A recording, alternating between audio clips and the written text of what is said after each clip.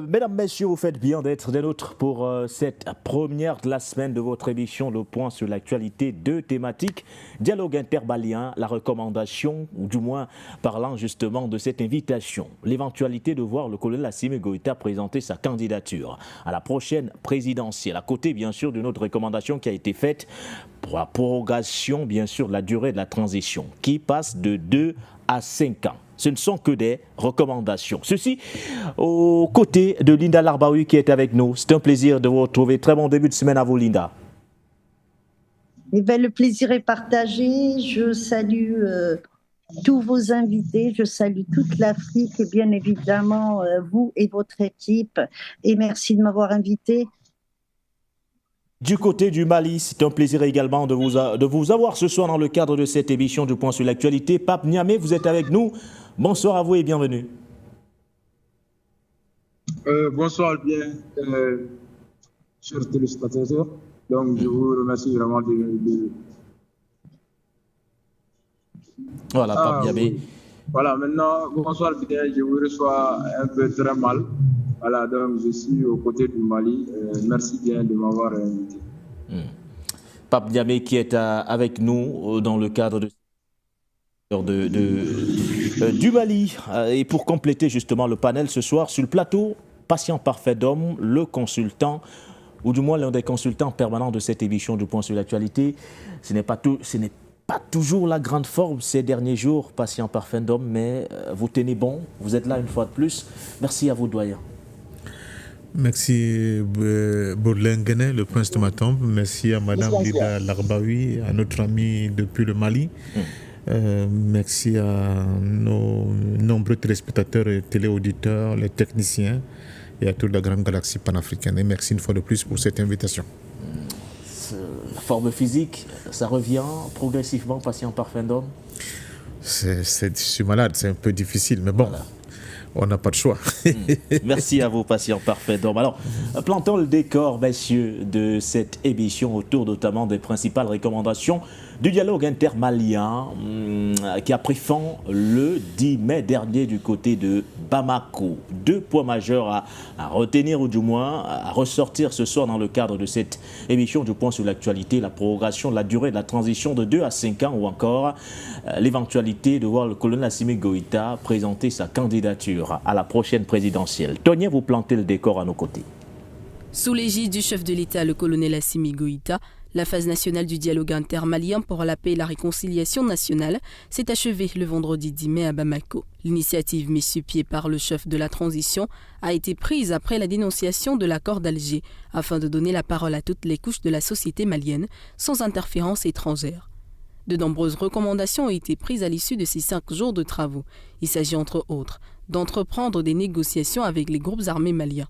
Une demande formulée par le comité de pilotage qui estime que la seule solution militaire n'est pas suffisante, d'où la négociation avec les groupes armés. Les participants ont également proposé la prorogation de la transition, passant de 2 à 5 ans avec une relecture de la charte de la transition, ainsi que la candidature du colonel Assimi Goïta à la prochaine élection présidentielle qui aura lieu à l'issue de cette transition.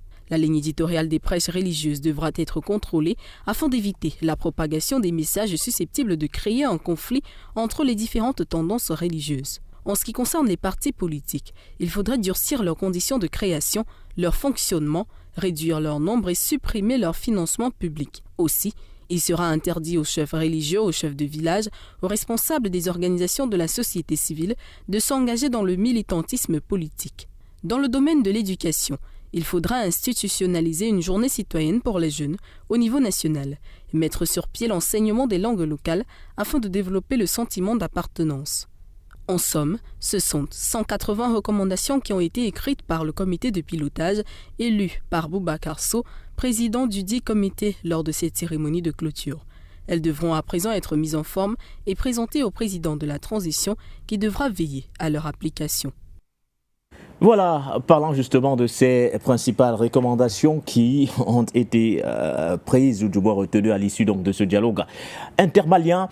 Pour vous qui êtes sur place, Pape Niamé, en tant que Malien, quelle est la perception que vous portez, peut-être pas seulement sur les recommandations qui ont été formulées à l'issue justement de ces rencontres organisées du côté du Mali, mais de façon générale sur l'initiative en elle-même, la tenue du dialogue intermalien.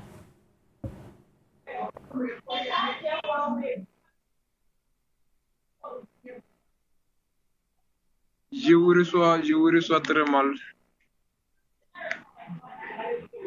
Est-ce que le retour son est parfait à votre niveau? Maintenant, oui, je commence à vous attendre. Voilà. Alors, je parlais de votre perception, la perception que vous faites justement du dialogue intermalien dans sa globalité, parlant de ces jours de concertation durant lesquels les Maliens se sont parlé, revenant également sur les principales recommandations qui ont été formulées le 10 mai dernier. Alors, quelle est la perception que vous avez justement de l'initiative en elle-même? D'abord, je tiens à vous saluer l'initiative du DIM, Dialogue intermalien, et saluer les autorités de la transition malienne, parce que cette initiative n'est pas que chantée seulement par les autorités de la transition malienne, mais c'était une recommandation du peuple malien, parce que c'est le peuple qui a décidé à ce qu'on sorte de cette charte qui nous liait avec l'Algérie. Donc, du coup, c'était très normal et judicieux qu'on se retrouve dans le dialogue intermalien. Maintenant, les recommandations que le peuple a eu à formuler vis-à-vis de nos autorités, je dirais que aujourd'hui, nous sommes frappés par un vent qui est non seulement, je dirais, la souveraineté et de l'autosuffisance. Le peuple pense que nous pouvons nous suffire. Donc c'est dans cette optique que voilà, on a donné tous les privilèges aux autorités de la transition. Mais pour moi, j'appartiens à une organisation qui est l'organisation Yerewoulou Debout sur le rempart, qui a toujours été au four et au moulin pour soutenir les autorités de la transition. Mais moi, je trouve personnellement ces recommandations venant du peuple un peu trop, parce que moi je pense que cette période n'est pas un moment où on doit choisir les autorités. On ne doit pas se profiter de ce cadre de dialogue pour choisir le futur président ou bien le futur candidat. Mais force est de reconnaître que nous voulons la paix au Mali. Donc, c'était très judicieux que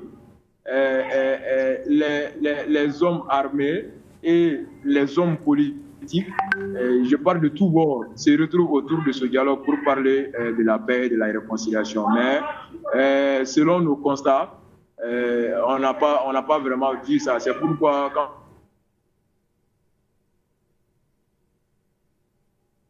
on essaie de voir même les commentaires de ces choses, donc on voit que le peuple est en train vraiment de revendiquer autre chose.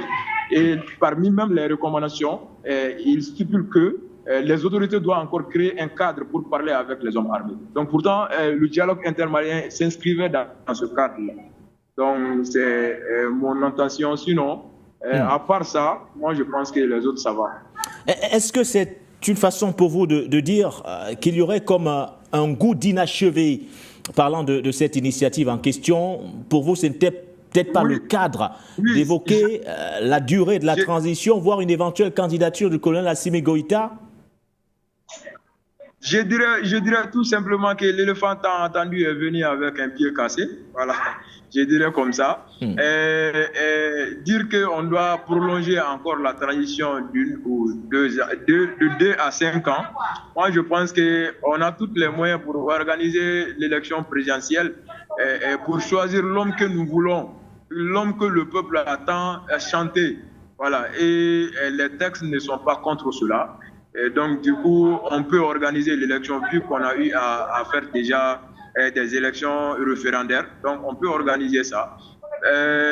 concernant la durée de la transition, je ne suis pas vraiment pour. Personnellement, je ne suis pas pour qu'on ajoute à peu près 2 ou 3 ans encore à la transition. Maintenant, quand je parle de l'éléphant attendu est venu avec un pied cassé, c'est parce que le dialogue est un cadre de parler avec les hommes armés pour trouver une solution à la paix et à la réconciliation ici au Mali. Donc, c'est ce qu'on attendait du dialogue. Et si le dialogue encore renvoie cette possibilité de parler avec, de demander aux autorités de créer encore un autre cadre de parler avec les hommes armés, moi je dirais que voilà, le dialogue n'était pas dans sa cadre. Voilà, donc c'est ce que moi je veux dire.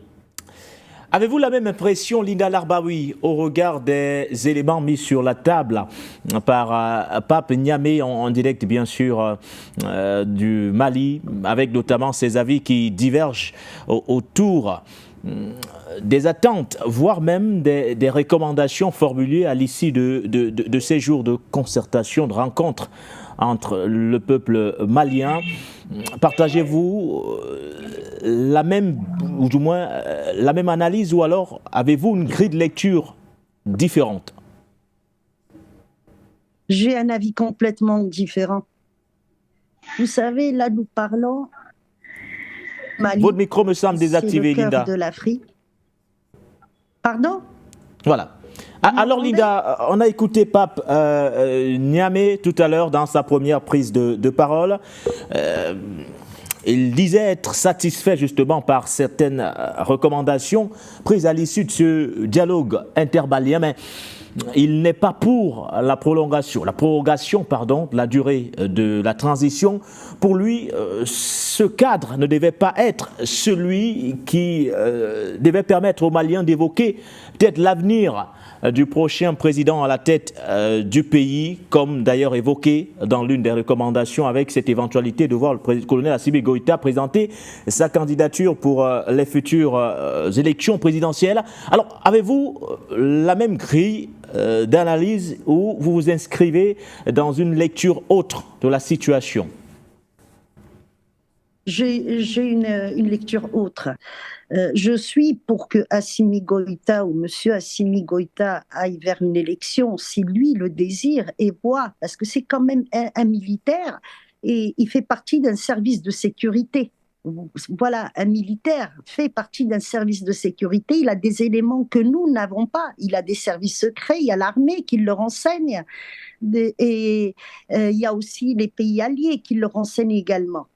Maintenant, qu'est-ce qui se passe? Nous parlons d'un pays sensible.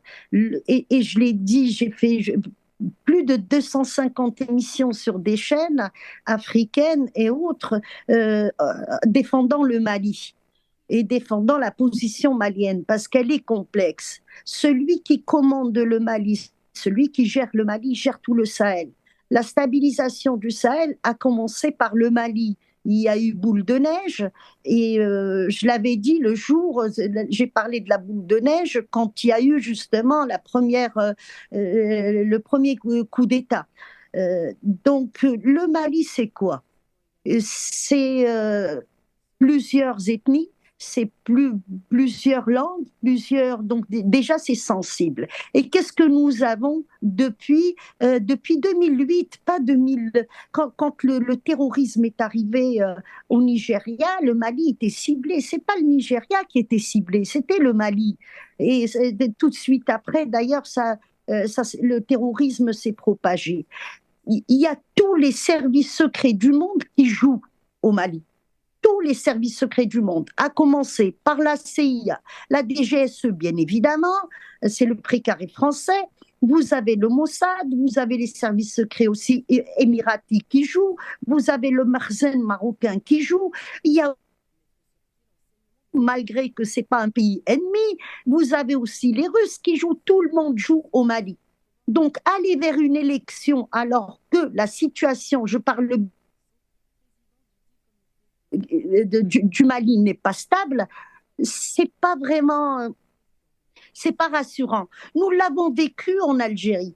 quand à l'époque, Chedli Benjdid avait démissionné et l'Algérie était départagée, il y avait même une 5e colonne et une 6e colonne en Algérie. Qu'est-ce qui s'est passé? Le président qui venait d'être élu, Boudiaf, a été tué devant les caméras du monde entier.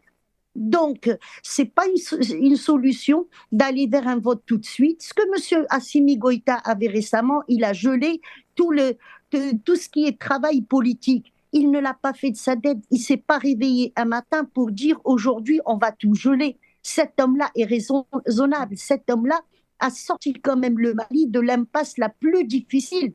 Cet homme-là s'est débarrassé des casernes et des militaires étrangers sur son territoire. Donc il travaille, mais il avance en fonction des événements et en fonction aussi de ce qu'il a comme élément. Et comme information, encore une fois, nous n'avons pas toutes les informations. Donc, il faut stabiliser le pays, il faut aussi ouvrir. Et une chose très importante, rassurer les ethnies. Parce que qu'est-ce qui fait le colonialisme? L'esprit colonial a divisé les peuples, a divisé les ethnies et divisé pour mieux régner. Ça, c'est la doctrine et la devise du colon. Donc aujourd'hui, M. Assimi Goïta est ouvert au dialogue, il s'est ouvert à toutes les ethnies maliennes et il essaye de les rassurer et il essaye aussi de leur donner le sentiment.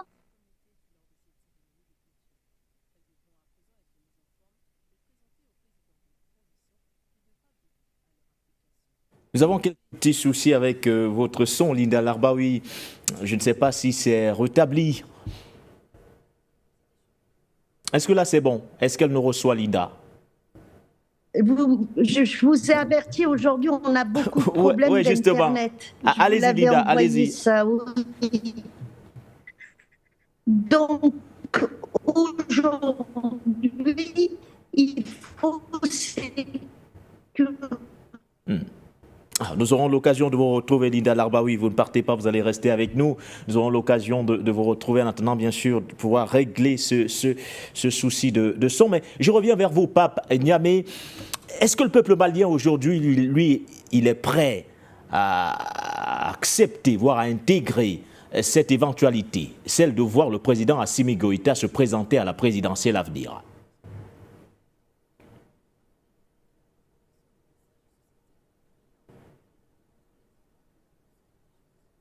Est-ce qu'il est là, Pape Niam? Oui, je suis là. Est-ce que vous avez suivi la question, Pape Niam?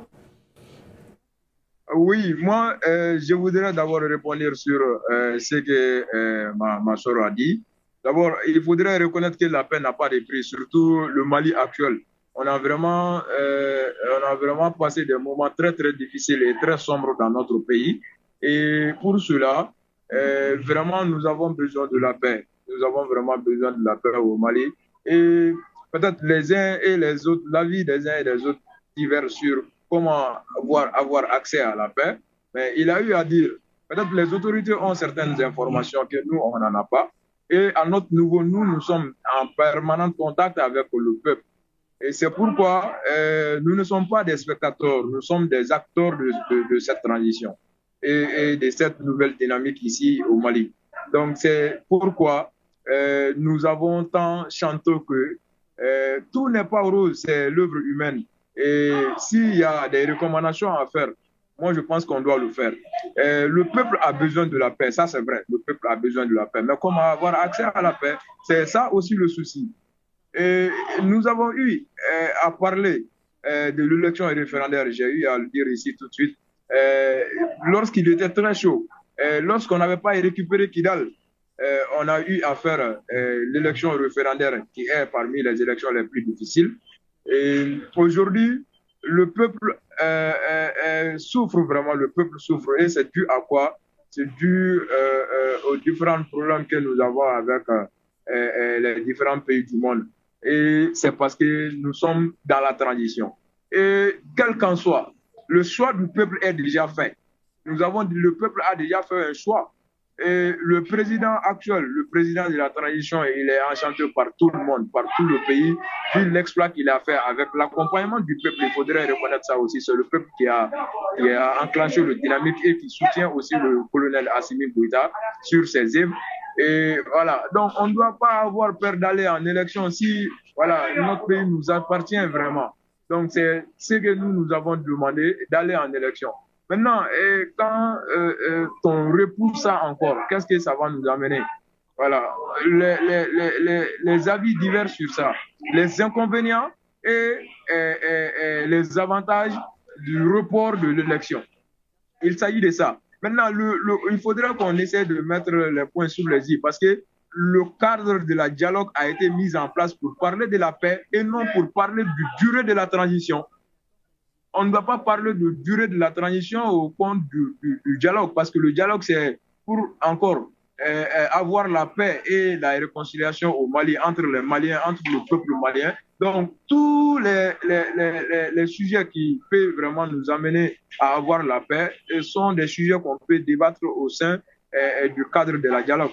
Maintenant, quand au sein du dialogue, il y a certaines personnes qui se permettent d'aller, voilà, décider d'aller parler de la durée de la transition. Je pense que ce n'était pas l'objet du dialogue. Le président, lors de ses salutations, de présentation de ses meilleurs vœux, a eu à parler de ça. Et le dialogue se fera uniquement dans le cadre de la paix et de la réconciliation ici au Mali, entre les Maliens, vu que voilà, nous avons décidé de quitter à l'accord d'Alger. Donc le Malien doit se donner la main. C'est dans cette optique qu'on a décidé d'aller à la dialogue. Et chose aussi contraignante, au début de la dialogue, on a vu que voilà, les activités des associations à caractère politique et les partis politiques ont été suspendus. Mais malgré tout ça, il y a des hommes politiques qui ont participé parce que nous voulons notre pays. Les hommes politiques ont participé à leur nom parce que c'est des représentants des partis politiques seulement, c'est pas ça, mais c'est aussi des leaders au sein de leur communauté et de leur pays. Donc, du coup, ils ont jugé nécessaire de participer à ce dialogue-là pour que voilà, la paix tant enchantée par les Maliens puisse avoir le jour.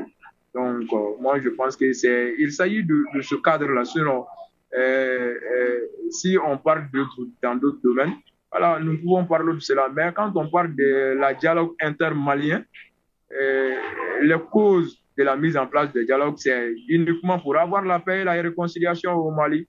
Et les recommandations formulées par le comité de pilotage ou bien les délégués ne sont pas souvent en phasage ou bien ils sont en déphasage de ce thème-là. Donc, c'est ce que moi, je voudrais faire ressortir. Voilà. Parfait, donc votre réaction sur le sujet, dialogue intermalien, un cadre pour parler de la paix et de la réconciliation, pas de la durée de la transition ou encore de l'éventualité de voir le colonel Assimi Goïta se présenter à la prochaine présidentielle. Un avis que vous partagez ou pas? D'abord, je constate avec vous que enfin, oui. Ça commence à bouger de côté de Mali pour apporter une réponse aux récriminations oui. Que certains acteurs politiques, la société civile, en fait, le corps social malien essaye de faire à la transition actuelle, en leur faisant quand même comprendre que lors du premier dialogue, il y a un certain nombre de décisions qui avaient été prises, dont la fin de la transition, et oui. Nous sommes arrivés à la fin de cette transition sans qu'on ne puisse voir une communication venant de la transition qui explicitait la suite. Voilà. Donc là, avec ce dialogue, je crois que c'est une réponse, n'est-ce pas, ou bien une tentative de réponse qu'on essaie d'élaborer pour oui. Que ce vide, ce gap qui commençait à prendre corps ne puisse pas casser complètement cette osmose, cette dynamique, cette nouvelle réalité, ce nouveau paradigme qui existe entre la transition et son peuple. Il ne faut jamais laisser des couloirs aussi vides parce qu'ils sont sujets à toute forme non seulement d'interprétation mais d'immixtion de forces à la fois étrangères et des forces grégaires qui peuvent créer finalement un chaos que personne ne souhaite plus. Maintenant, quand on va dans le fond de ce qui se passe là, on se rend compte que les Maliens eux-mêmes, Oui. c'est très complexe.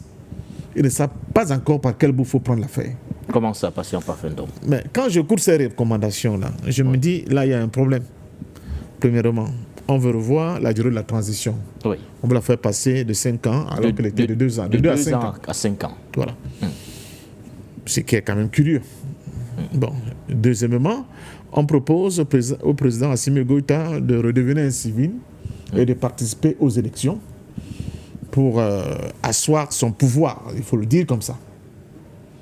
Le moins pour parachever l'œuvre qu'il a entamée. Pour asseoir son pouvoir dans l'optique de parachever son œuvre. Oui. C'est ça la vérité. Troisièmement, on remet sur la table quand même les dialogues avec les groupes armés. Ça, on peut les appeler un peu ainsi. Oui. Alors qu'il n'y a encore pas très longtemps, il y avait certaines opinions qui disaient qu'il n'est plus question de discuter avec les groupes armés. C'est des terroristes, il faut les éliminer, point final. Or, les Maliens qui sont au Mali, ils se rendent compte que c'est une tâche de plus en plus ardue. Oui. Donc, ils essaient de prendre langue avec certains groupes armés pour les amener à la table de négociation et faire l'économie de cette guerre qui coûte, n'est-ce pas, en argent, mais aussi en biens pour le Mali, sans oublier que c'est une débauche d'énergie qu'on aurait pu consacrer ailleurs pour faire autre chose. Donc, nous sommes face à une situation très complexe au niveau du Mali, parce que les différents acteurs, même ceux qui sont la source de ce nouveau dialogue, on n'a pas l'impression qu'il y a une osmose totale du point de vue de la projection du Mali de demain qu'ils veulent vraiment constituer. Donc, une fois de plus, moi je suis un peu embarrassé par ce que je vois et je constate. Le vœu est là, il a affirmé, nous voulons un Mali en paix. Mais c'est un vœu. Comment nous y arriver? Un Mali en paix, voilà. Avec à sa tête le colonel Assimi Goïta. Oui, mais comment y arriver? C'est ce que cela laisse traduire tout de même, patient Parfendom. Oui, mais comment y arriver? Sur une longue durée, pour lui laisser la possibilité de parachever son œuvre. C'est comme ça que moi j'interprète cela. Vous êtes, comment je disais, c'est tout à fait juste votre interprétation. Mais maintenant, comment y arriver? Parce que d'un côté, les gens disaient, on n'a pas besoin des élections, on laisse la transition en place avec les dirigeants militaires qui sont là, jusqu'à ce qu'on règle le problème de la sécurité de manière globale. Oui. Mais là, il y a une nouvelle proposition. Je crois que j'ai pas mal entendu, qui dit, ah non, il faut plutôt opérer à une mutation qui ferait passer le président Assimi Goïta de militaire au civil pour qu'il puisse aller à des élections. N'est-ce pas? Et maintenant, étant sûr qu'il a l'ensemble de son peuple derrière lui, et forcément, il pourra gagner ces élections et maintenant continuer l'œuvre d'assainissement de son pays dans lequel il s'est lancé, surtout la récupération de la souveraineté, n'est-ce pas, qui était encore chancelante. Mais la dynamique ne reste-t-elle pas la même qu'il passe de militaire à civil, patient Parfendom? On sera toujours dans la même dynamique. Oui, ce n'est pas au niveau de la dynamique, c'est au niveau d'un changement de quelque chose par rapport à l'évocation d'un argumentaire ancien qui disait on n'a pas besoin d'élections.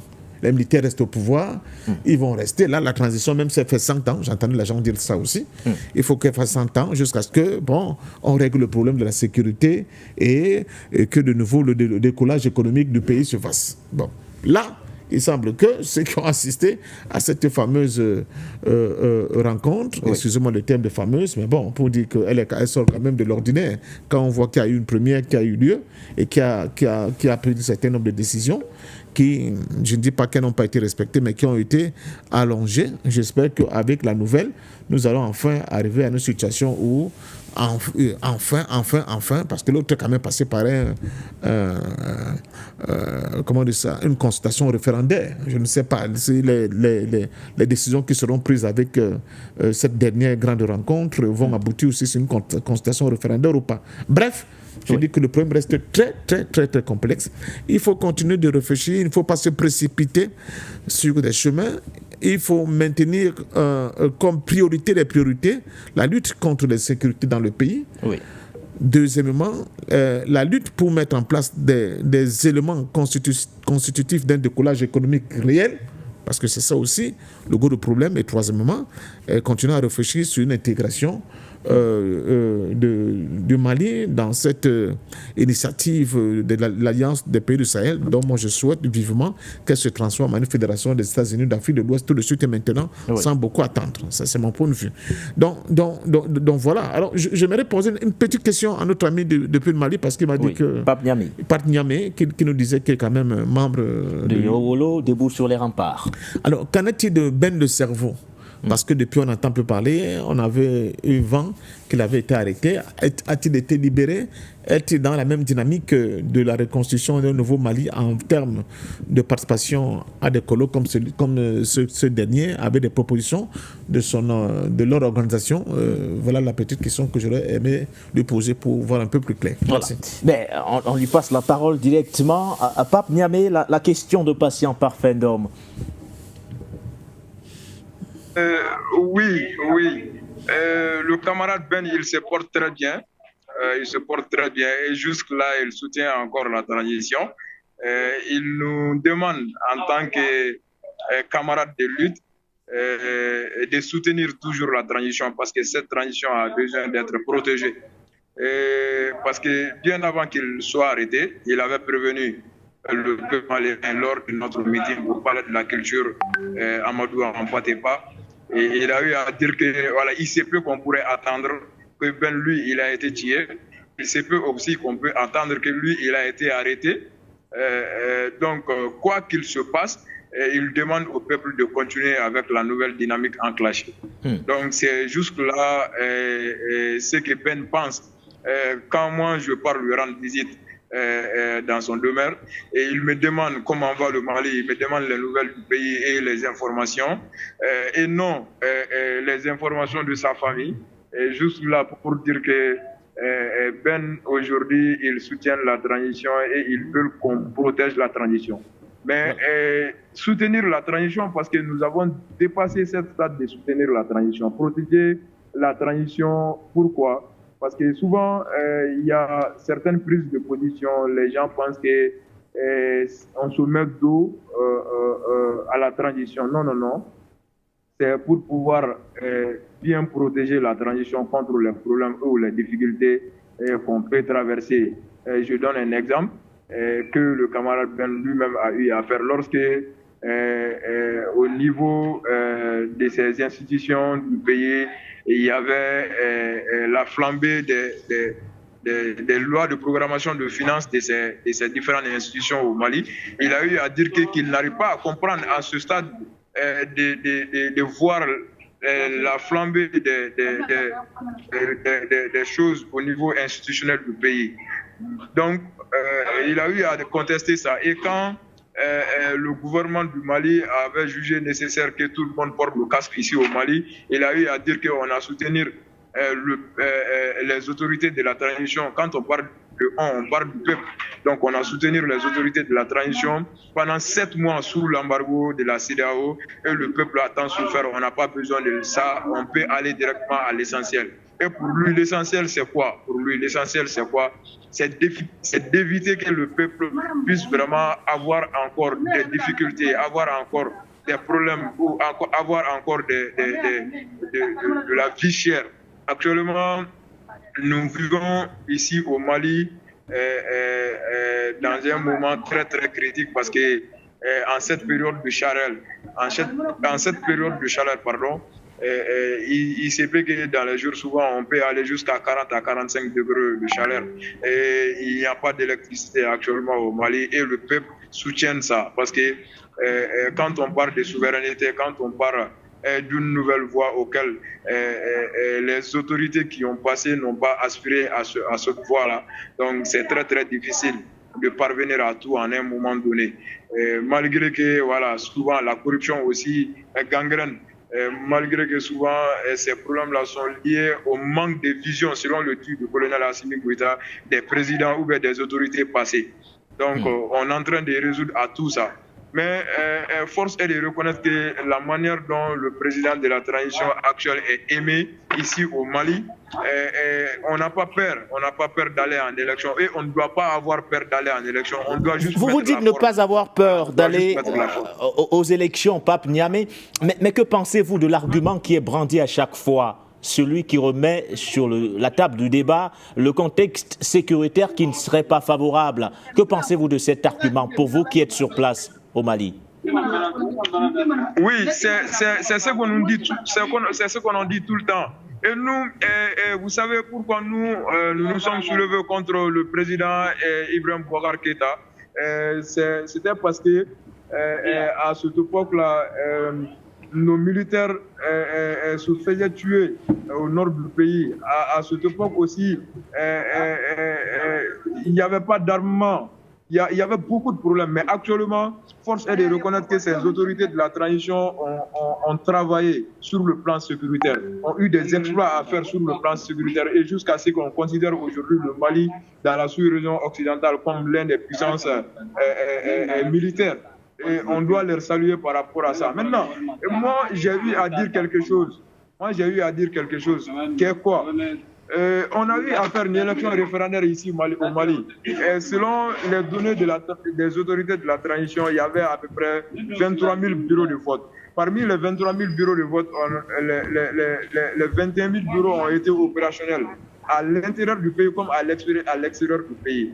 Maintenant, on a reçu une suite favorable selon les autorités de la transition, une suite favorable à cette élection référendaire. Maintenant, qu'est-ce qui nous empêche? Et à cette époque-là, on n'a pas parlé de la sécurité. Pourtant, à l'époque, on n'avait pas Kidal sous l'emprise. Le Kidal n'était pas sous l'emprise du Mali. Maintenant, aujourd'hui, nous avons Kidal. Aujourd'hui, nous avons plus de partenaires. Aujourd'hui, nous avons plus d'armement. Encore, le peuple soutient les mêmes dynamiques encore plus. Donc, c'est comme si le plan sécuritaire n'est pas une excuse pour les autorités pour ne pas aller en élection, en fait. Pour ne pas une élection. Moi, personnellement, je pense qu'on peut aller en élection. Et ça ne change rien de la donne. Il faudrait juste mettre la forme. Aucun texte au Mali ne condamne les autorités de se porter comme candidat, mais si on met la forme. Voilà. Maintenant, si on parvient à mettre la forme, donc je pense que les choses, ça peut aller. Donc, ils ont dit, selon les textes, selon la charte de la transition, les autorités de la transition ne peuvent pas se porter comme candidat. Mais il y a une manière de se porter comme candidat, et on a à peu près 3 grandes lois au Mali, qui favorisent cela. Donc, du coup, je ne peux pas aller plus en détail. Mais pour terminer, je dirais tout simplement que le camarade Ben, il se porte très bien. Il soutient encore la transition. Voilà. Merci à vous, Pape Niamé. Linda Larbaoui, nous avons été coupés tout à l'heure, mais je pense que cette fois, c'est bon, vous êtes là une fois de plus. Alors, Linda, comment entrevoir justement l'avenir du Mali? On a l'impression qu'il y aurait des contradictions, comme le relevait d'ailleurs Patient Parfendom tout à l'heure, entre ceux qui estiment aujourd'hui qu'on pourrait organiser ces élections, en dépit justement du contexte qui prévaut, et ceux qui estiment que voilà, le contexte en question ne serait pas favorable. Mais là, avec ces recommandations, est-ce qu'on pourrait éventuellement parler de contradiction dans l'approche, voire dans la démarche? L'histoire des élections, ça nous a été rapporté par l'Occident. Voilà. Maintenant, moi, je ne peux pas dire que nos frères maliens doivent aller vers une élection ou pas, parce que c'est vraiment, il faut que ça reste intermalien. Il ne faut pas que ça déborde. Je suis la première à dire pas d'ingérence, donc pas d'ingérence dans tout. Les Maliens savent ce qu'il faut faire pour le Mali. Mais quels Maliens? C'est les Maliens patriotes. Vous savez, l'histoire des Azawad a été créée en 1960. C'est aux Nations Unies, c'est un vieux dossier, mais c'est un dossier qui a gangréné depuis, et il a pris une autre forme. Kissinger, vers 2008-2009, il a avoué une chose. Il a dit les nouvelles cartes géographiques sont existantes depuis 1975. Donc il y a un projet, il y a une feuille de route qui date depuis 1975 pour passer de la division des pays qui ont été colonisés à la balkanisation. Mais le plus grave dans ça, c'est quand on remarque ce qui se passe, d'ailleurs ce qui s'est passé en Syrie, tribus qui se battent, en Irak pareil, au Yémen. Il y a des études très sérieuses qui ont été faites et ça a été dénoncé. C'est qu'on veut casser les peuples pour ne pas avoir ce sentiment, le sentiment d'appartenir à un pays, à un État. C'est-à-dire de partir de ce qui est État-nation à un ethnique ou tribal. Ça, c'est un véritable projet qui existe. Et l'un de ceux qui ont fait ce projet, justement, c'est Kissinger, et lui-même l'a avoué. Donc, le Mali a passé une très mauvaise période. Je pense que là, il y a une forme de stabilisation qui est en train de s'installer. Il y a des nouveaux alliés avec le Mali. Et il y a une prise de conscience aussi des Maliens que leur pays est ciblé. C'est déjà pas mal, nous avons avancé pas mal. Tiens, je vais tirer quand même une petite phrase par rapport au CEMOC, j'en ai parlé souvent la semaine dernière. Le CEMOC, qui est le CEMOC, c'est ce qui avait été proposé avant le G5 par l'Algérie, et il s'est fait au moment où la France a boycotté ce projet en 2012. Il est revenu en force depuis 3 ans. Et le CEMOC, c'est une défense commune. C'est les chefs d'État de la Mauritanie, l'Algérie, il y a le Mali, le Niger, et ils ont été rejoints maintenant depuis quelques mois par le Burkina Faso. Donc ce sont les chefs d'état-major qui se rencontrent et qui font un point sur la situation. Et c'est aussi des informations qui circulent d'un pays à un autre et une couverture au niveau de la logistique et au niveau aussi de... attendez, je vais vous le dire parce que c'est important. Allez-y, Linda, prenez votre temps. De la transmission. C'est au niveau de la transmission. Tout ça déjà, ça veut dire quoi? Ça veut dire qu'on peut stabiliser le Sahel et on peut empêcher les groupes terroristes de se balader. Mais il y a des groupes qui ne sont pas considérés par des groupes terroristes. Ce sont les séparatistes. C'est pour ça que je parle des Azawad.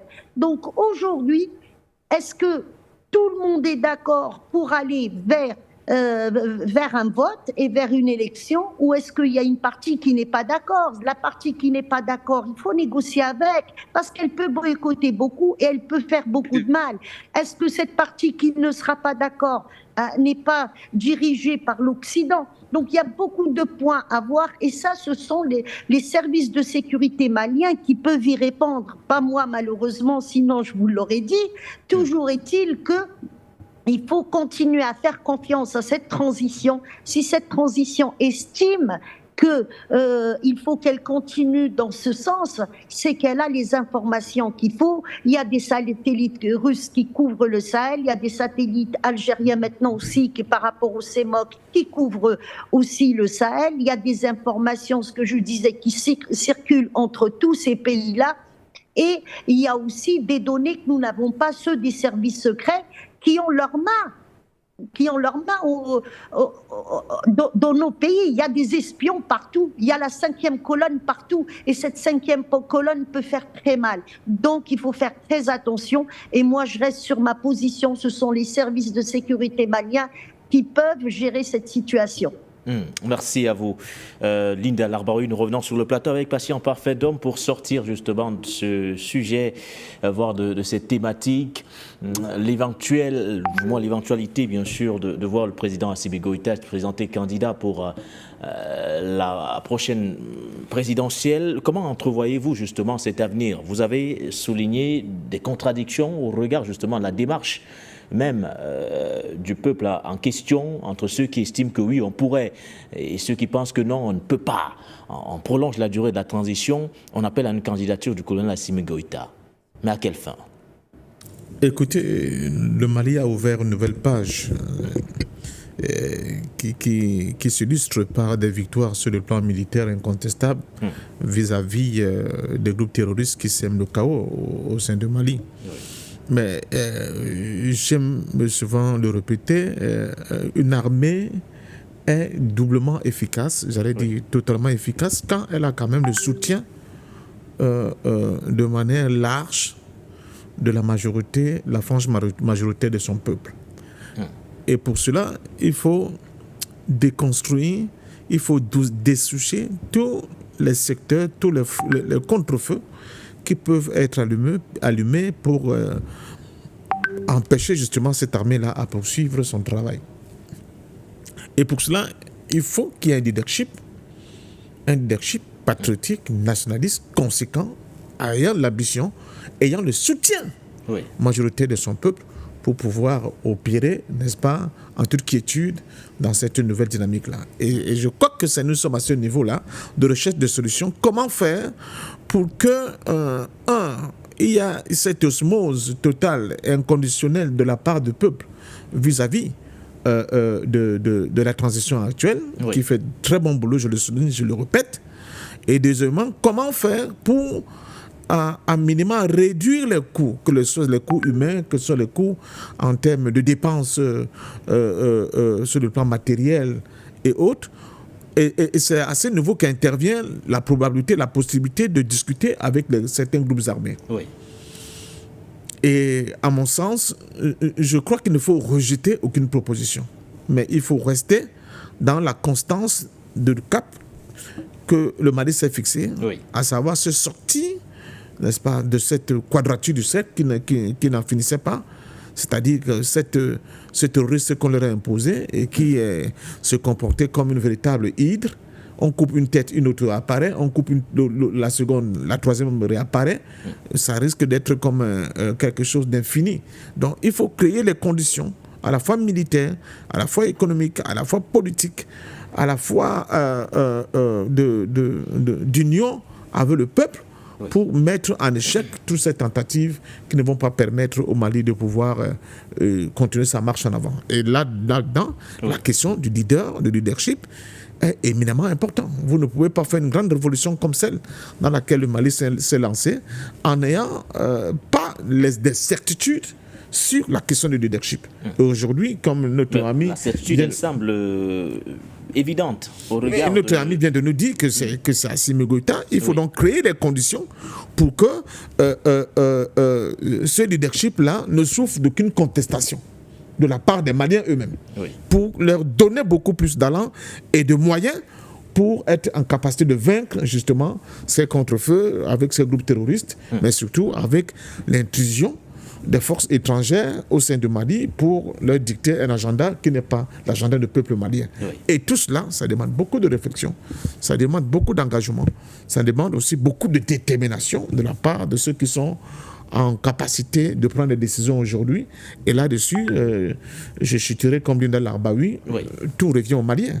Nous ne pouvons que constater que la situation est de plus en plus complexe, mais tout revient aux Maliens s'ils veulent vraiment créer des conditions pour l'avènement de ce paradigme-là.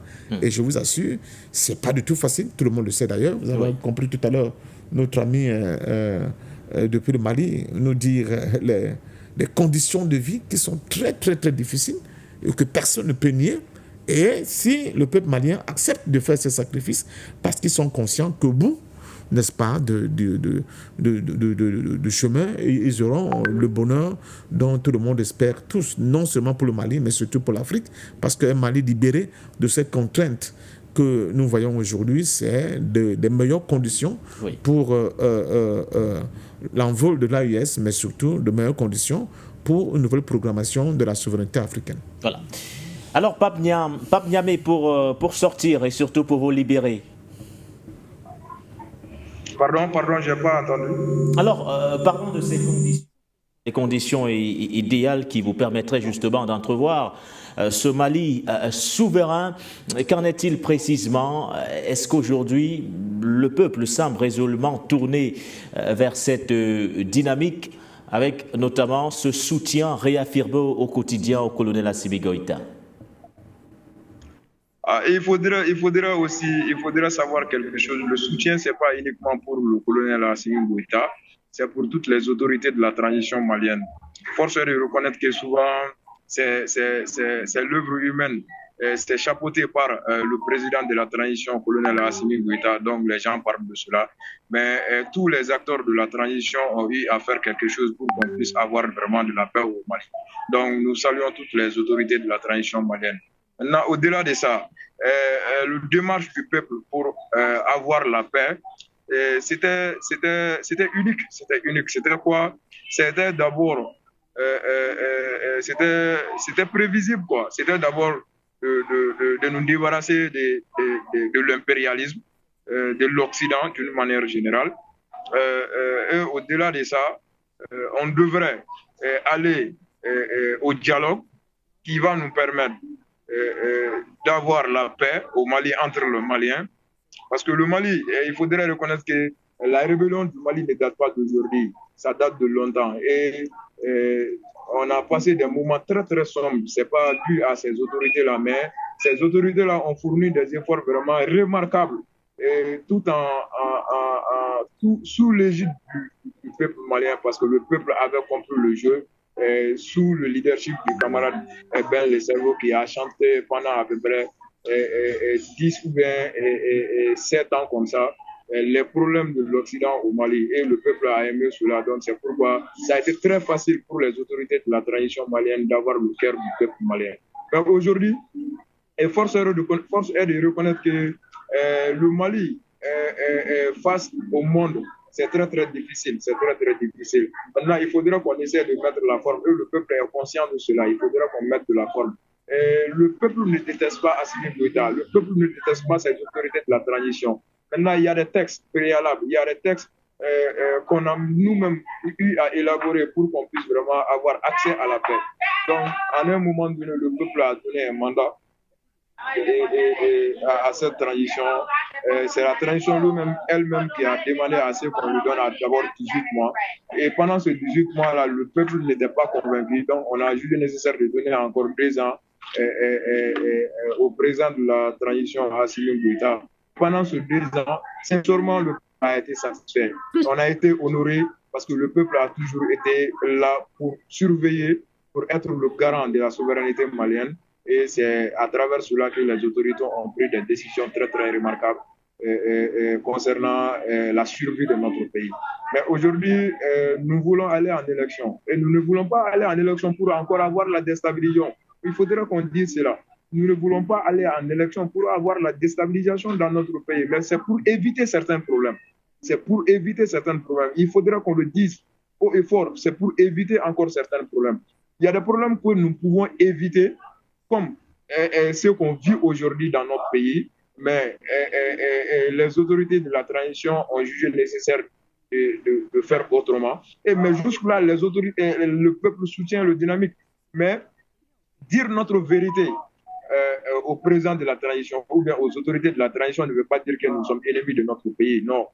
À un moment donné, nous avons eu à soutenir, mais aujourd'hui, nous sommes en phase de la protection. Donc, pour protéger, même si le mal est là, il faudrait le dire. Et nous ne sommes pas des bénis oublis, c'est pourquoi nous avons jugé nécessaire d'aller en élection.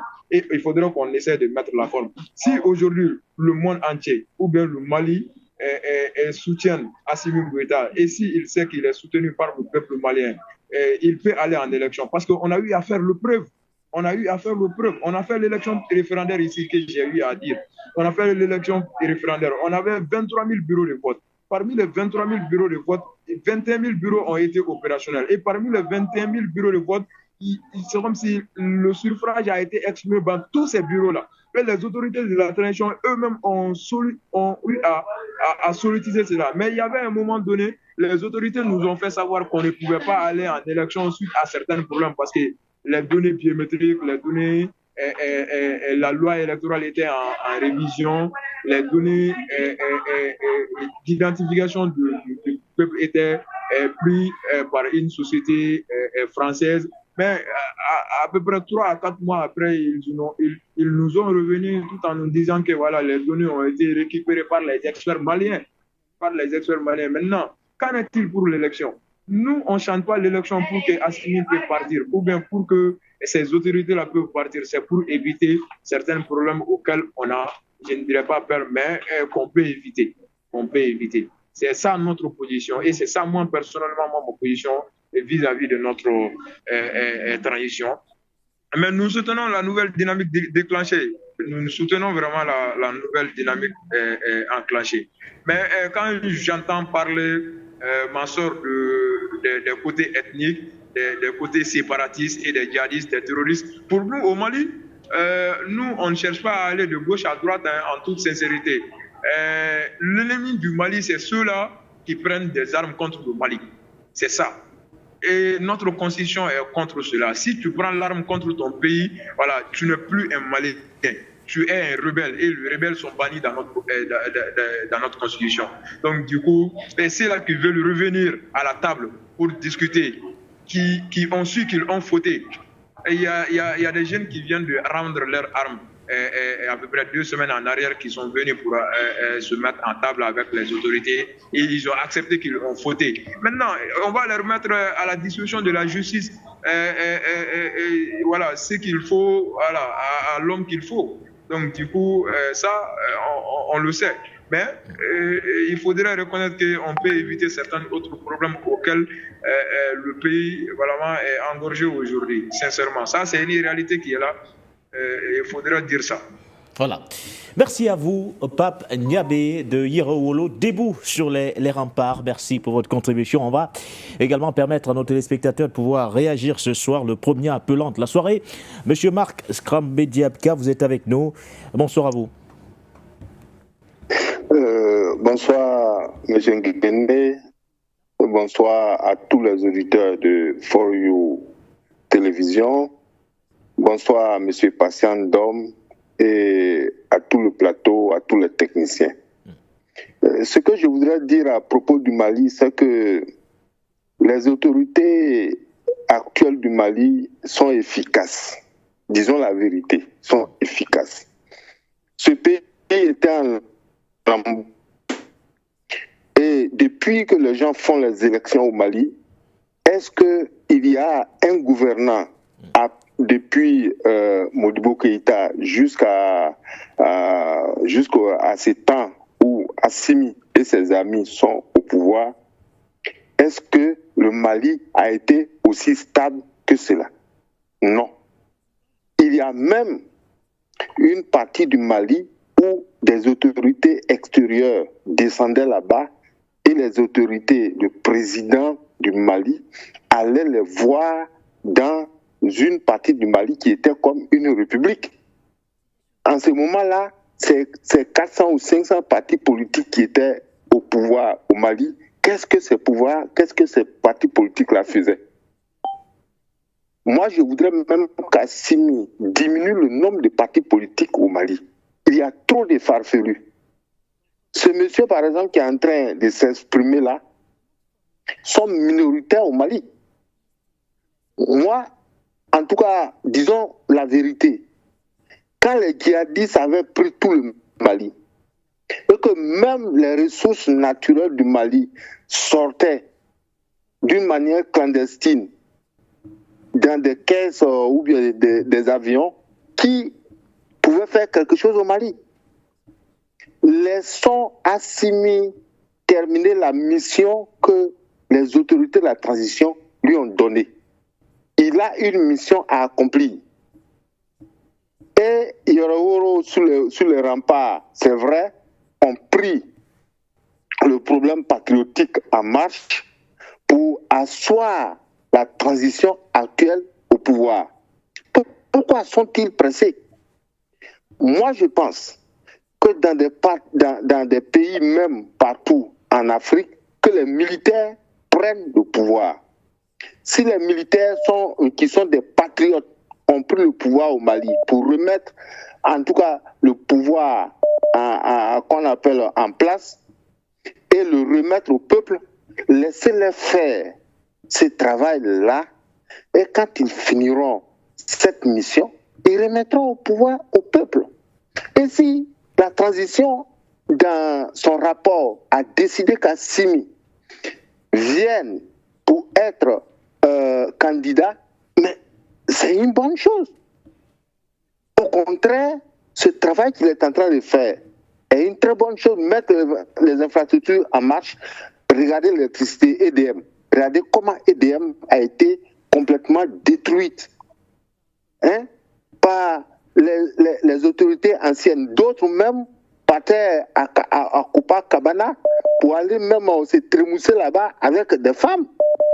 Mais aujourd'hui, Assimi, depuis qu'il est au pouvoir, il ne sort jamais, il fait son travail. Les autorités, ces 5 colonels qui sont là avec le Premier ministre, font un travail formidable. Ils sont en train de voir pour avoir même de l'énergie. Parce qu'un pays, c'est l'énergie qui permet aux industries de pouvoir se mettre en marche. Et ces gens-là, ces petits partis politiques, ou 10 000 partis politiques là, d'autres viennent pour mettre le bâton dans leur roue. Mais tranquillisez-vous. Allez aux élections. Qu'est-ce qu'on appelle démocratie? D'ailleurs, même la démocratie a développé. Est-ce que la démocratie a développé un pays dans ce monde-là? Non. Moi, je ne vois pas dans tous les partis, tous les pays d'Afrique aujourd'hui, on parle de démocratie. Quelle démocratie qui a développé un pays en Afrique que nous avons vu? Il faut qu'il y ait des patriotes en Afrique. Et Assimi est un patriote. Nous devons le supporter, nous devons l'entourer, nous devons le protéger afin qu'il soit un exemple. Je disais ce matin que l'AES est aujourd'hui une organisation pionnière. Donc nous devons protéger cette organisation-là afin que cette organisation puisse grandir et que d'autres viennent s'agripper. Voilà. C'est ce que nous devons faire. Merci. Mais tous les jours, on met des bâtons dans les roues de ces dirigeants qui sont en train de souffrir pour envoyer de l'énergie atomique ou tout en Afrique. Et je ne comprends pas les élections. D'ailleurs, qu'on abroge tous ces partis-là. Merci à vous, et qu'il n'y ait pas d'élections au Mali pendant près de 5 ou 8 ans ou même 10 ans. Voilà. Je termine par là. Merci beaucoup, M. Passandom. Merci, Mme Linda Larbaoui. Merci pour tout ce que vous faites. Ce monsieur-là, je termine pour dire qu'il se taise un peu. Qu'il se taise un peu et qu'il travaille. C'est mieux. C'est mieux. Voilà. Merci. Marc Scrambé-Diabka, merci pour votre contribution. Vous avez donc la possibilité de pouvoir également commenter l'actualité à nos côtés, partager justement votre avis, voire votre analyse. Se dirigeant vers une candidature du colonel Assimi Goïta, de toutes les façons, les recommandations ont été faites à l'issue du dialogue intermalien avec certains points que nous remettons donc sur la table de débat ce soir. La prorogation, la durée de la transition qui passe de 2 à 5 ans et l'éventualité justement de voir le colonel Assimi Goïta se présenter à l'élection présidentielle. Est-ce que nous avons quelqu'un d'autre standard? Allô, bonsoir à vous.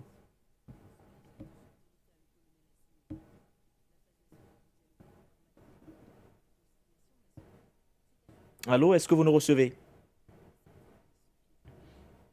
Il est parti ce téléspectateur. On va essayer d'avancer rapidement avec notamment nos invités patients parfum d'homme sur le plateau, Linda Larbaoui et Pape Niabé, pour évoquer cette fois la deuxième thématique de ce soir consacrée bien sûr à la visite du général Umaro Sissoko Embalo à la demande donc du président bissau-guinéen, des militaires bissau. Les militaires de ce pays en question se préparent donc à se rendre du côté de la Tchétchénie afin de bénéficier d'un entraînement à la base de l'université russe des forces spéciales. Alors, d'entrée, Linda Larbaoui, au regard justement du moins des enjeux de cette tournée du général Umaro Sissoko Embalo qui s'est rendu du côté de la Russie. Il a également été du côté de la Tchétchénie, accueilli justement en grande pompe par son homologue Ramzan Kadyrov. Cette décision, alors, pour quelle réelle portée géopolitique la formation des militaires bissau-guinéens du côté de la Tchétchénie? Vous savez, il y a ce que nous disons comme ça sur les chaînes de télévision, sur les plateaux télé, que ce soit des télés étatiques ou des télés privées en Afrique, mais il y a aussi l'Union africaine. Il faut aller sur le site de l'Union africaine pour comprendre tout ce qui est en train de se faire et le changement géopolitique qui est en train de se passer. Quand il y a eu la Première Guerre mondiale, ça a joué contre nous. Et ça a donné les frontières que nous connaissons aujourd'hui. Quand il y a eu la Deuxième Guerre mondiale, il y a eu un événement extraordinaire, c'était la décision de la décolonisation. Donc France, Angleterre et les États-Unis, la France n'était pas invitée, puisque la France réellement a perdu cette guerre. Elle était du mauvais côté.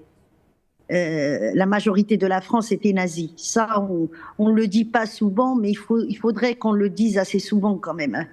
Donc, il y a eu cette décision de la décolonisation, mais une décolonisation autre qui était prévue. Ce qui a changé la donne, c'est la guerre d'Algérie. Ça a changé la donne complètement et ça a changé la carte géographique des pays colonisés. Donc, mais ça a joué en notre faveur. Les faveurs du continent africain, là nous parlons de l'Afrique. Aujourd'hui, il y a une guerre mondiale qui est là.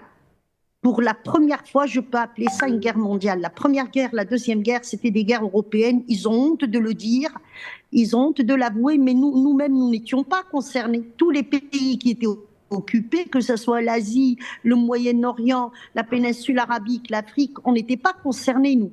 Donc aujourd'hui, il y a une véritable guerre mondiale qui est là. Et c'est ça qui est en train de changer et qui va changer justement la géopolitique mondiale. L'Afrique actuellement a compris qu'il y a des enjeux, il y a l'énergie, c'est le plus grand enjeu. Je vous ai envoyé ce qui concerne le nucléaire et tout ce qui se passe en Afrique du Sud et au Burkina Faso également.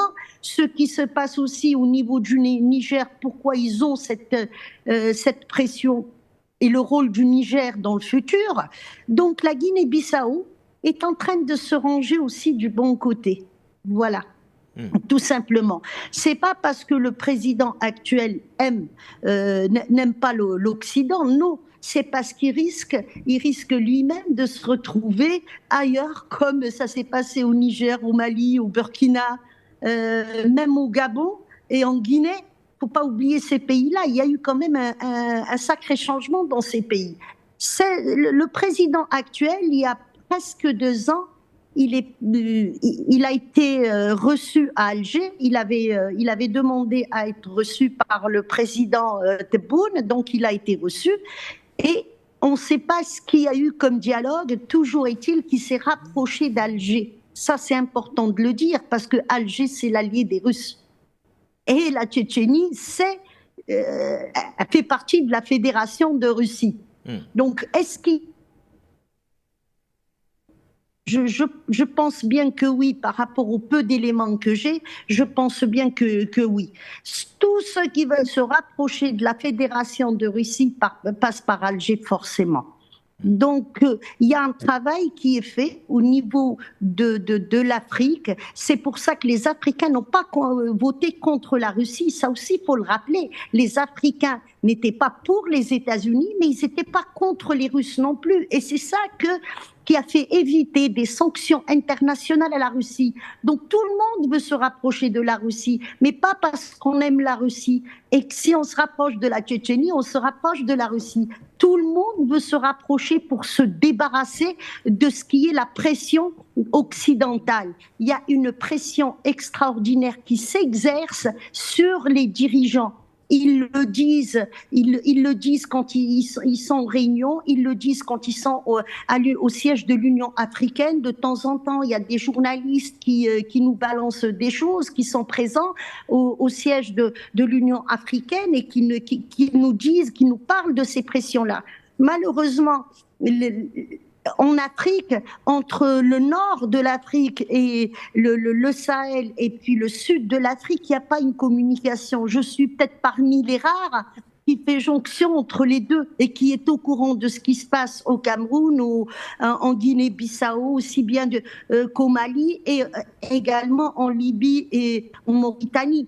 Et si vous voyez un petit peu ce qui se passe au-dessus, et je dis souvent aux Africains, levez la tête un petit peu au-dessus, parce qu'il y a des choses qui sont en train de se passer pour libérer le continent africain. Et il faut aussi baisser la tête et voir le travail extraordinaire que l'Afrique du Sud est en train d'accomplir en ce moment.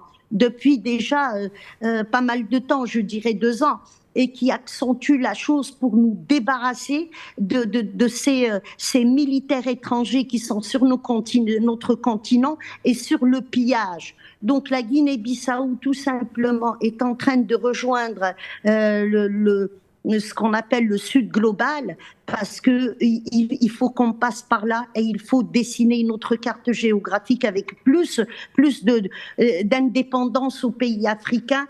Et la seule façon de se débarrasser du colon, c'est le rapprochement indirectement de la Russie. On ne peut pas tous aller vers la Russie parce que ça provoquerait un véritable clash entre les pays occidentaux et la Russie. Ils sont déjà assez embarrassés, ils ont été embarqués dans une guerre. Je dis bien ils ont été embarqués dans une guerre parce qu'on leur a fait la guerre depuis 2014 et ça aussi, il ne faut pas qu'on l'oublie. Et donc la Russie a pris une décision. Donc on ne peut pas tous aller appeler Poutine pour lui dire on veut collaborer avec vous, Monsieur Poutine. Eh bien, on va passer par Kadyrov quand on veut éviter des pressions de l'Occident. Umaru Sissoko Embalo aux côtés du président de la Tchétchénie, Ramzan Kadyrov, à la demande donc du président Embalo, il faut le dire, les militaires bissau-guinéens se préparent donc à se rendre en Tchétchénie pour bénéficier d'un entraînement à la base de l'université russe des forces spéciales. Cette décision, selon le président bissau-guinéen, témoigne de la volonté affirmée de coopérer dans divers secteurs et de la consolidation d'ailleurs des liens de fraternité entre Bissau, la République, ou du moins la Fédération de Russie, et bien sûr la République tchétchène. Qu'en est-il précisément, par exemple, justement, de ces militaires bissau-guinéens qui seront formés en Tchétchénie? Élément de réponse avec vous, Fotso.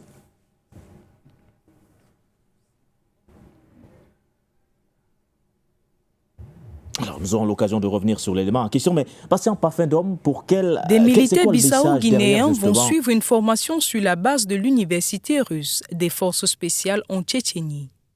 L'annonce a été faite par le chef de la République Ramzan Kadyrov à la suite de la visite du président bissau-guinéen Umaru Sissoko Embalo en Tchétchénie.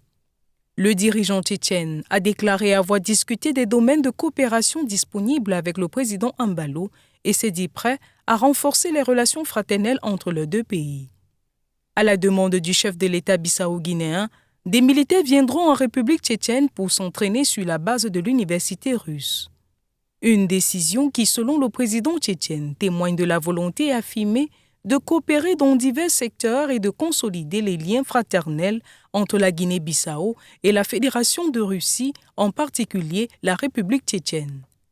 Plus tôt avant son arrivée à Tatarstan, le président Embalo a eu un échange avec son homologue russe, Vladimir Poutine, autour des questions liées à l'approfondissement de la coopération entre leurs pays respectifs, notamment dans les domaines commerciaux et économiques, ainsi que la coopération internationale.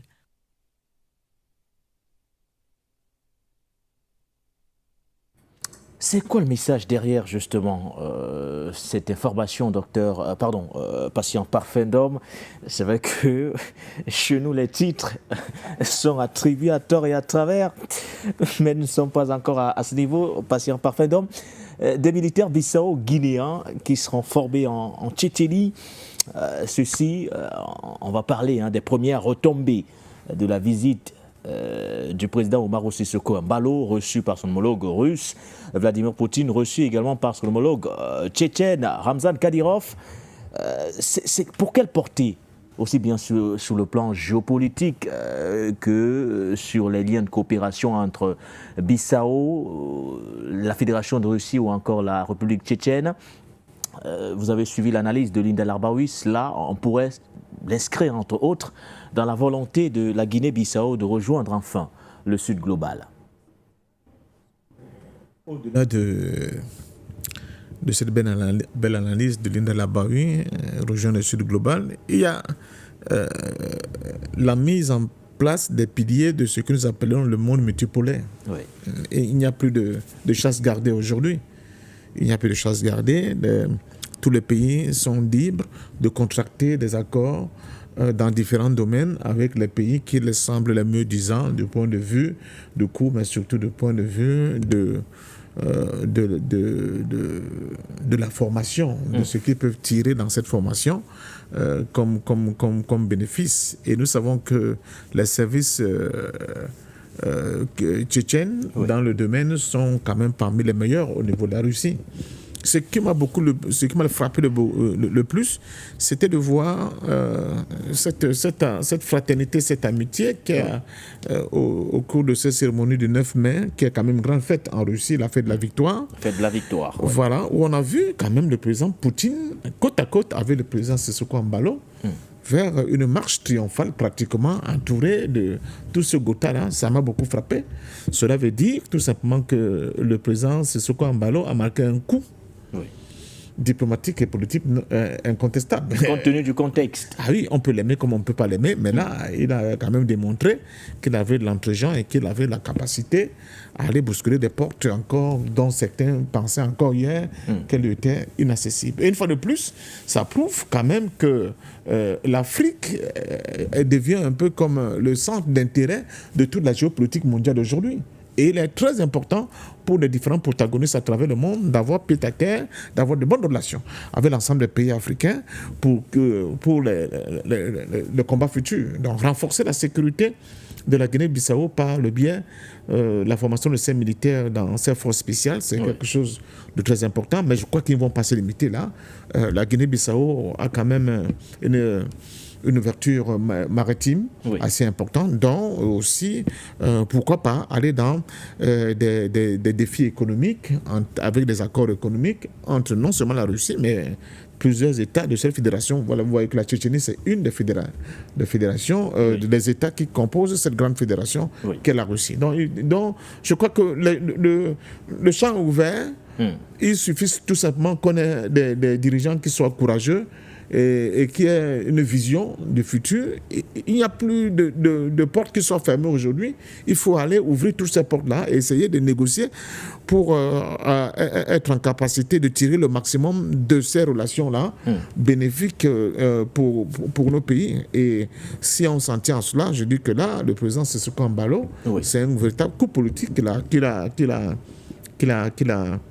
a engrangé avec cette visite au niveau de la Russie, mais surtout pour plus tard, il se met en pole position par rapport aux autres États qui hésitent encore, qui se disent, parce que tout le monde connaît les relations qui ont existé avant entre, par exemple, Sissoko Embalo et l'Occident. On a vu quand même le président Macron aller en visite au niveau de la Guinée-Bissau. C'était inédit. Je crois que c'est la première fois qu'un dirigeant français mettait les pieds au niveau de la Guinée-Bissau.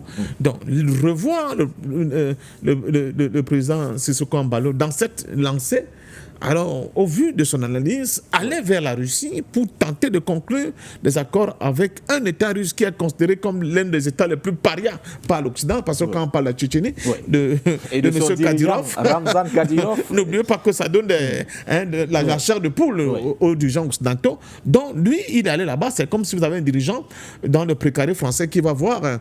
Kim Jong-un en Corée du Nord. C'est quelque chose qui ne peut pas passer comme ça, comme si c'était rien, c'était tout simplement un coup politique. Donc c'est ça le courage politique dont je commande les dirigeants africains d'adopter aujourd'hui. Il faut aller vers cette direction parce que, je vous assure, le monde est tellement vaste, le monde est tellement grand qu'il y a beaucoup à prendre ailleurs que dans le cercle fermé dans lequel nous avons été confinés, à savoir aller à Paris, Londres, Washington. Non, ailleurs, il y a des perspectives des accords de développement pour nos propres pays. Il faut aller chercher ces accords-là. Il faut bousculer ces portes-là. Il faut les ouvrir et donner des perspectives nouvelles à l'ensemble de nos États. Donc, moi, je dis chapeau au président Sissoko Embalo. C'est ce que nous attendons des dirigeants africains. Bon, le reste de tout ce que peut être comme analyse souvent de la part de ceux qui ont déjà fait de manière, j'allais dire, définitive, mis des papillons sous le dos des gens. Lui, c'est un impérialiste, lui, c'est un agent de la CIA. Vous savez que, je le redis, parce qu'il faut souvent le redire. Oui, j'ai été stigmatisé avec le président Matumba, soit disant que nous étions les amis de Sissoko Embalo. Je rappelle que je n'ai jamais mis les pieds en Guinée-Bissau et que, bon, c'était un agent de la CIA. C'est maintenant un agent de la CIA. Ça veut dire quoi? On vous a collé une étiquette, patient parfait d'homme? Oui, vous savez, dans les réseaux sociaux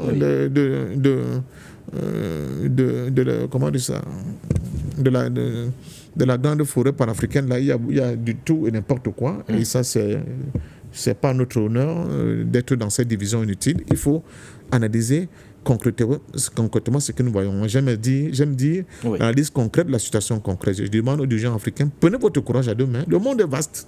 Il est très vaste. Il est très, très vaste. Rapprochez-vous de ceux qui peuvent vous apporter, n'est-ce pas, des choses bénéfiques pour votre peuple et pour votre pays. Allez vers eux, nouez des accords et ramenez le sésame dans vos pays pour leur permettre de sortir, n'est-ce pas, de cette misère dans laquelle nous nous trouvons. Et qui dit développement doit d'abord dire sécurité. Si vous êtes incapable de sécuriser votre pays, vous avez vu, il n'y a pas très longtemps, ce fameux coup d'État qui a été éventré au niveau de la Guinée-Bissau. Déjoué. Donc il faut renforcer la sécurité au niveau de votre pays. Quand vous savez que sur le plan sécuritaire, vous avez quand même des acquis assez importants, maintenant vous pouvez vous lancer dans des projets de développement assez importants. Et ça, faire cette analyse ne fait pas de moi un agent de la CIA, c'est tout simplement l'analyse concrète, la réalité concrète, parce que je me dis que le monde bouge, il y a des dynamiques qui bousculent tout dans le monde, rien n'est plus statique et rien ne sera plus jamais statique, c'est ce que j'appelle une tendance lourde. Ouvrons les yeux, regardons le monde tel qu'il est, ne continuons pas de regarder le monde en nous mettant dans des postures des gens qui décorent, n'est-ce pas, des dirigeants d'ailleurs en bon ou en mauvais. Ce n'est pas comme ça, c'est une manière manichéenne qui ne correspond pas à une véritable dialectique de l'analyse de la situation actuelle. Donc voilà pour ce que je peux dire pour cette affaire-là. Donc je dis une fois de plus, l'Afrique bouge et attention, l'Afrique bouge dans une direction qui ira certainement dans le sens de la libération de notre continent. Merci à vous. Alors, Linda Larbaoui, pour sortir, faire une analyse concrète d'une situation concrète voudrait également forcément qu'on ne se limite pas uniquement à l'aspect militaire, surtout dans cette dynamique, celle de l'avènement de ce monde multipolaire. Il faudrait forcément passer à d'autres domaines de coopération. Il y a beaucoup de choses que les Africains ignorent. La Guinée-Bissau fait partie de l'organisation de la coopération islamique. Et je pense que ça joue un rôle. On se rapproche de Kadyrov. C'est une armée islamique, Kadyrov. Voilà, c'est des musulmans qui se battent. Ils font la prière avant de se battre, avant d'aller au combat, avant d'avancer, tout ça. Donc, je vous donne une information. La Guinée-Bissau fait partie de cette coopération, la coopération islamique. Aussi, il faut quand même rappeler, quand j'ai parlé de l'Algérie, je vous ai envoyé les 2 visites, des documents sur les 2 visites, 2 articles sur les 2 visites qui a eu. Le rapprochement, dès que ce monsieur Embalo Sissoko a été élu, le premier pays qu'il a visité, c'était l'Algérie. Et puis, il est retourné là au mois de mars. Je crois que... Il retourne vers les convictions du peuple bissau-guinéen et vers ses convictions. Il ne faut pas oublier que la Guinée a pris son indépendance en 1974. La Guinée a été soutenue bien évidemment par Alger et il y avait toute une opposition contre les Portugais qui étaient à Alger. Et c'est Amilcar Cabral qui avait dit, j'ai du mal avec le nom, qui avait dit les chrétiens vont au Vatican, les musulmans vont à la Mecque et les révolutionnaires vont à Alger. Il y a des choses qui sont en train de changer en Afrique et je trouve que c'est extraordinaire que tous ces vassaux finalement, ils essayent de se ranger. Nous ne pouvons que soutenir leurs décisions et puis le peuple bissau-guinéen a besoin aussi de prendre du repos et puis de profiter de ses richesses. Donc ce rapprochement est très bénéfique pour l'Afrique déjà et puis pour le pays lui-même.